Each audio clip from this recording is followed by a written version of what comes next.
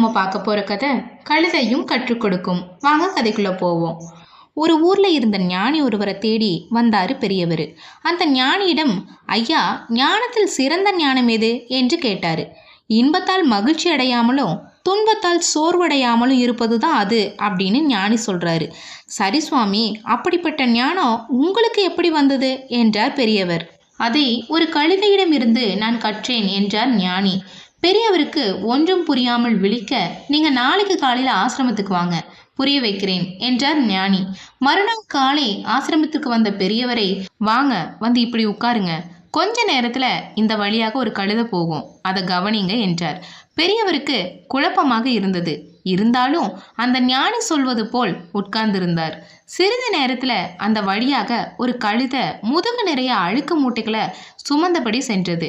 ஒரு சலவை தொழிலாளி அதை ஓட்டி கொண்டு போனாரு. கொஞ்ச தூரத்துல இருக்கும் ஆத்துல துணியை சலவை செஞ்சு மாலையில இந்த வழியாகவே திரும்புவாங்க. ஞானி கூறியது போல அழுக்கு மூட்டையை சுமந்து சென்ற கழுதையை கவனித்தாரு பெரியவர். கழுதை போனதும் ஞானியை திரும்பி பார்த்தாரு. சாயந்தரம் வரைக்கும் நீங்க இங்கேயே இருக்கணும் என ஞானி கூற பெரியவரும் இருந்தாரு. சாயந்தரம் ஆனதும், ஐயா, இப்ப கொஞ்ச நேரத்துல அந்த கழுதை இந்த வழியாகவே திரும்பி வரும், அதையும் கவனிங்க என்றார் ஞானி. பெரியவரும் கவனித்து கொண்டு இருந்தாரு. கழுதையும் வந்தது. அதன் முதுகுல சலவை செய்யப்பட்ட துணி மூட்டைகளை சுமந்து சென்றது. பெரியவருக்கு ஒன்றும் புரியவில்லை. பொறுமை இழந்து, சரி சுவாமி, இந்த கழுதைக்கும் உங்க ஞானத்துக்கும் என்ன சம்பந்தம் என்றார்.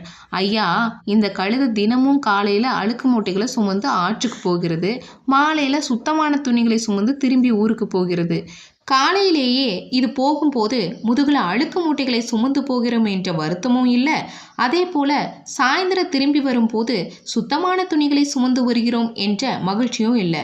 இதை பார்த்து தான் நானும் அது மாதிரி ஞானத்தை கற்றுக்கொண்டேன் என்று கூறி முடித்தார் ஞானி. அதனால் யார் கற்றுக் கொடுத்தனர் என்பதை விட எதை கற்றினர் என்பதுதான் முக்கியம்.